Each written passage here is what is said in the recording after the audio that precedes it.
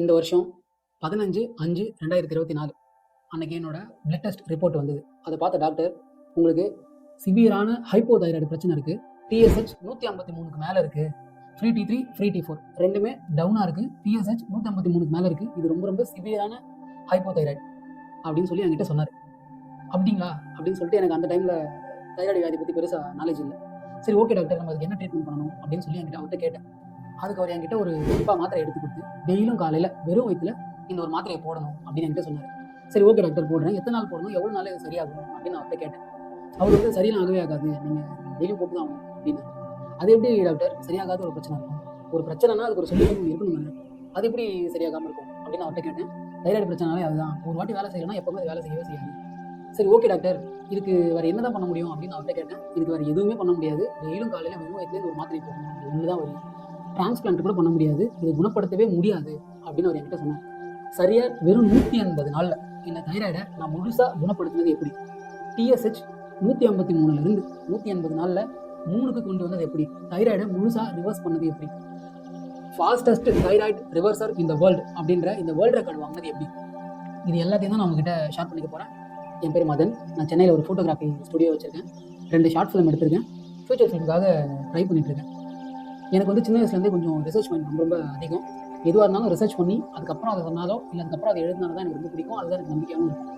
இந்த மாதிரி உங்கள் எல்லார் மாதிரியும் ஒரு சாதாரண வாழ்க்கை வாழ்ந்துருக்கேன் நான். ஆனால் அப்போல்லாம் எனக்கு தெரியாது பின்னாடி நான் உலக சாதனையே செய்ய போகிறேன் அப்படின்னு. சரி, ஓகே, ரொம்ப பர்சனலாக போயிட்டுருக்கோம், விஷயத்துக்கு வருவோம். இந்த வருஷம் ஜனவரி மாதம், அதாவது ஜனவரி 2024 அந்த மாதத்துலேருந்தே என்னோடய உடம்புல நிறைய ஹெல்த் ரிலேட்டட் இஷ்யூஸ் என்னென்னா வர ஆரம்பிச்சிது. நான் அதை எப்படியோ ஸ்டெப் பை ஸ்டெப்பாக சரி பண்ணிக்கிட்டே வந்தேன். முதல்ல வந்து இந்த தோல் பட்டையில் ஒரு தேமல் மாதிரி வந்தது. எனக்கு அந்த மாதிரி இதுக்கு முன்னாடி வந்ததே கிடையாது, ரொம்ப ஆச்சரியமாக இருந்தது. சரி, ஓகே, அதுக்கு என்ன பண்ணலாம் அப்படின்னு சொல்லும்போது அதுக்கு ஒரு டாக்டரை பார்த்து ஒரு க்ரீம்லாம் கொடுத்தாங்க, போட்டு நான் அந்த தேமலை ஃபுல்லாக சரி பண்ணிட்டேன். தேமல் முடிஞ்சது, சரி, நான் கொஞ்சம் சந்தோஷமாக இருந்தேன். ஆனால் பின்னாடியே ஒரு நாள் வந்து காலாணி வந்தது. காலாணி பிரச்சனை வந்தவங்க தெரியும், அது எவ்வளோ ரொம்ப கஷ்டமான விஷயம், எவ்வளோ பெயின்ஃபுல் அப்படின்னு எல்லாருக்கும் தெரியும். ஸோ அது ரொம்ப கஷ்டப்பட்டேன். அதுக்கப்புறம் சில நாட்டு வைத்தியம் அது இதெல்லாம் இருக்குது, அதெல்லாம் பண்ணி காலானியும் சரி பண்ணேன். சரி, இதை சரி பண்ணிட்டோம், இதுக்கப்புறமாவது கொஞ்சம் நல்லா இருக்கலாம், நிம்மதியாக இருக்கலாம்னு பார்த்தா அடிக்கடி சளி பிடிக்கிறது, அடிக்கடி காய்ச்சல் வர்றது, நிறைய முடி கொட்ட ஆரம்பிச்சிது, யூரின் ரொம்ப எல்லோ கலரில் போக ஆரம்பிச்சிது. இந்த மாதிரி வரிசையாக நிறைய பிரச்சனை வந்துட்டு இருந்துச்சு. இதுலேருந்து ஒரு ஜனவரிலேருந்து ஒரு மார்ச் வரைக்கும் வந்து இது நடுவில் ஒரு நாள் எங்கள் அம்மாவுக்கு ரொம்ப உடம்பு சரியில்லாமல் போயிடுச்சு. அவங்க ஒரு ஹாஸ்பிட்டலுக்கு கூட்டு போயிருக்கும்போது அங்கே அவங்களோட வெயிட் செக் பண்ணும்போது நான் என்னோட வெயிட்டும் செக் பண்ணி பார்த்தேன். 88 கிலோ இருந்தேன். உண்மையாகவே நான் இவ்வளோ வெயிட் ஆகிட்டேனான்றது அதிர்ச்சி ஆகிட்டேன். எப்படி நான் இவ்வளோ வெயிட் ஆனேன்னு எனக்கு தெரியல, நான் இவ்வளோ வெயிட் அதிகமாகிட்டே போகுது அப்படின்றது எனக்கு சுத்தமாக புரியல. அந்த டைமில் நான் வெயிட் குறைக்கணும்னு நினைக்கல, ஏன்னா ஒர்க் ரொம்ப எனக்கு பிஸியாக போயிட்டு இருந்தது.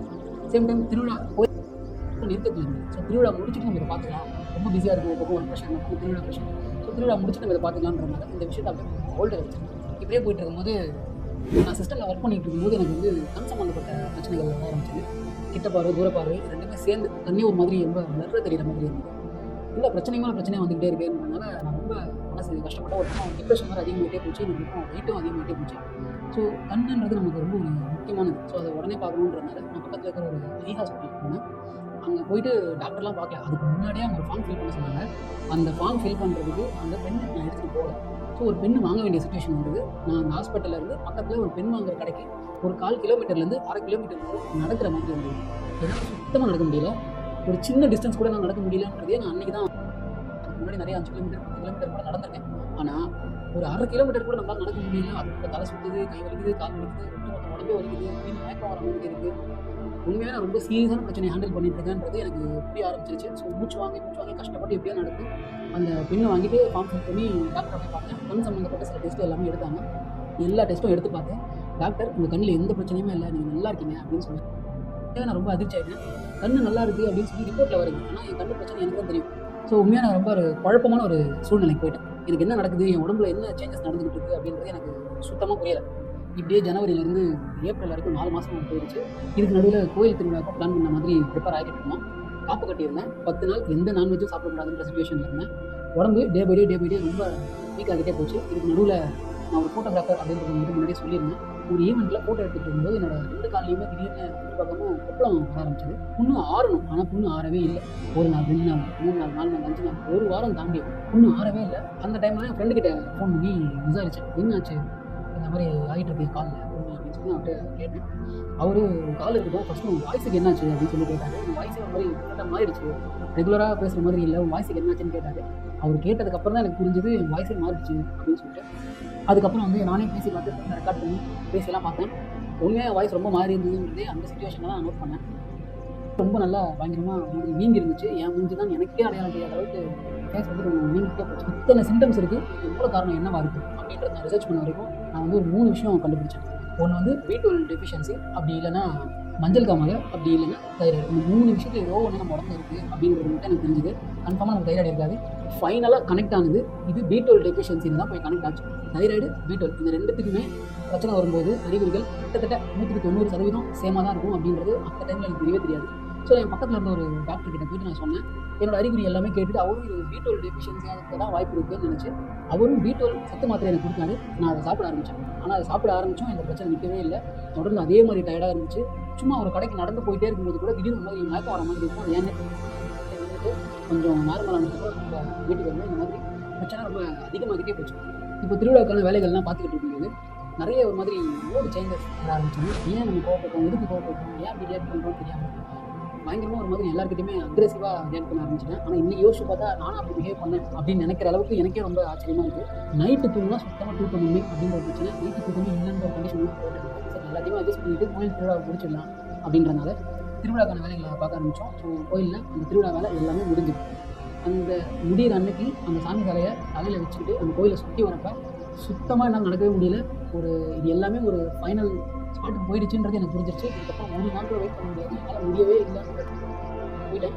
திருவிழா முடிஞ்சு அதுக்கு அடுத்த நாள் நான் தூங்கும்போது சுத்தமாக மூச்சு விட முடியல. கிட்டத்தட்ட இதயமே நின்று போயிடும் போல் ஆயிடுச்சு. ஒரே டைமில் மூச்சு விட முடியாமல் இருக்கிறதும், நெஞ்சு வலிக்கிற மாதிரி இருக்கிறதும், லெஃப்ட் சைடு இந்த ஷோல்டர் பெயின் ரொம்ப அதிகமாக இருக்கிறதும் நான் ஆல்ரெடி படிச்சிருந்தேன். இது எல்லா சிம்டம்ஸுமே ஹார்ட் அட்டாக் கூட ஒரு கனெக்ஷன் இருக்குது.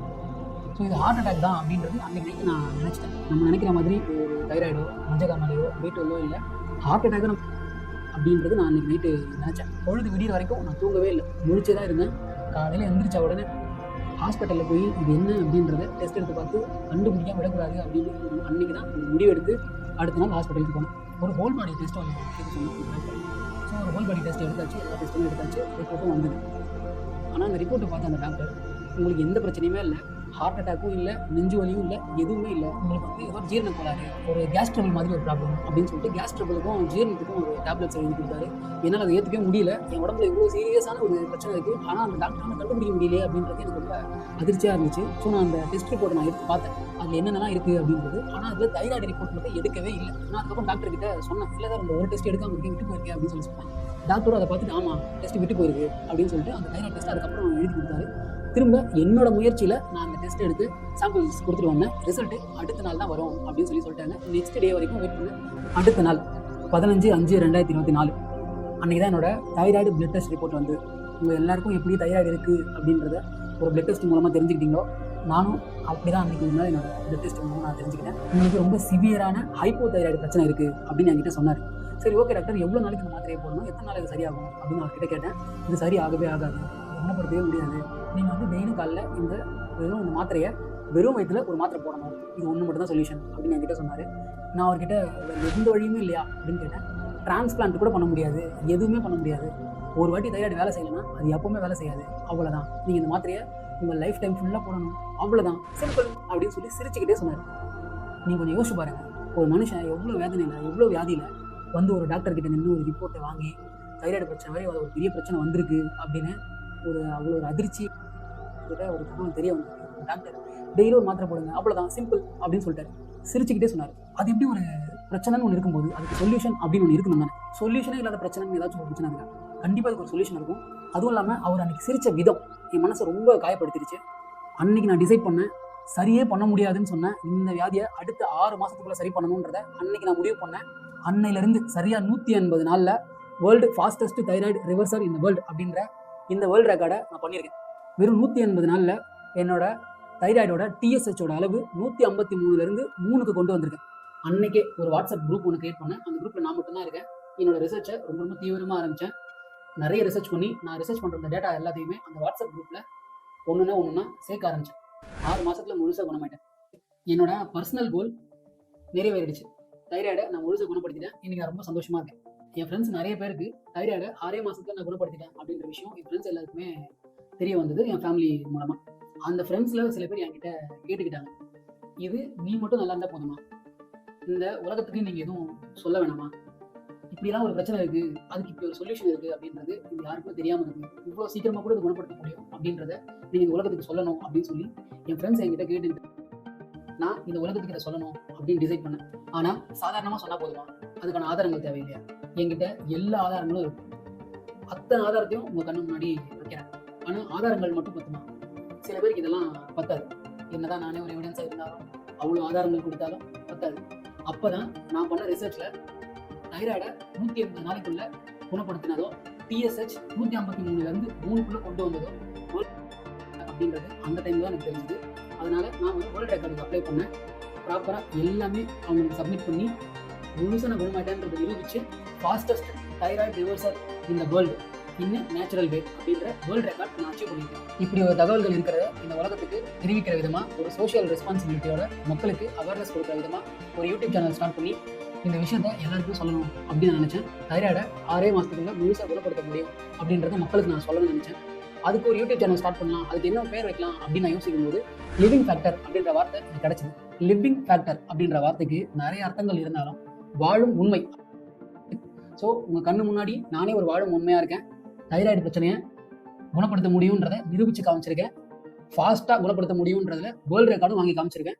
15/5/2024 அன்னையிலிருந்து 180 நாளைக்குள்ள என்னோட தைராய்டை முழுசாக குணப்படுத்தினது எப்படி, என்னோட TSHோட அளவு 153ல இருந்து 3க்கு கொண்டு வந்தது எப்படி, அடுத்த ஒரே மாசத்துக்குள்ள என்னோட தைராய்டை 153ல இருந்து 11 குறைச்சது எப்படி, என்னோட வெயிட் 88ல இருந்து ஒரே மாசத்துல 68 குறைச்சது எப்படி, அடுத்த 5 மாசத்துல 1200 கிலோமீட்டர் வாக்கிங் போனது எப்படி, என்னோட தைராய்டை முழுசா குணப்படுத்திட்டேன் அப்படின்னு மருத்துவர்கள் மூலமாவே நிரூபிச்சது எப்படி, 180 நாள்ல தைராய்டுல இருந்து முழுசா குணப்படுத்த முடியும் அப்படின்னு வேர்ல்டு ஃபாஸ்டஸ்ட் தைராய்டு ரிவர்சர் அப்படின்ற இந்த வேர்ல்டு ரெக்கார்ட் நான் அச்சீவ் பண்ணது எப்படி.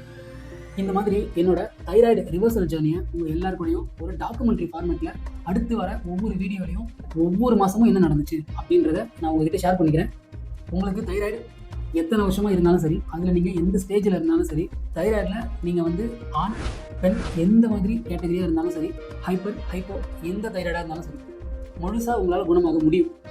ஏன்னா இது எல்லாமே முழுக்க முழுக்க அறிவியல் ஆதாரங்கள், அதுக்கப்புறம் நான் ரிசர்ச் பண்ண என்னோட டேட்டா, இது ரெண்டை பேஸ் பண்ணது. இதை பேஸ் பண்ணி தான் நான் முழுசாக குணமடைஞ்சிருக்கேன். உங்களாலையும் நிச்சயம் முழுசாக குணமடைய முடியும். நான் என்னென்னலாம் ஃபாலோ பண்ணணும் அது அத்தனையும் நீங்கள் ஃபாலோ பண்ணீங்கன்னா எந்த மாத்திரை மருந்தும் இல்லாமல் முழுக்க 100% இயற்கை முறையிலேயே தைராய்டு சம்பந்தப்பட்ட பிரச்சனைகளை குணப்படுத்த முடியும்.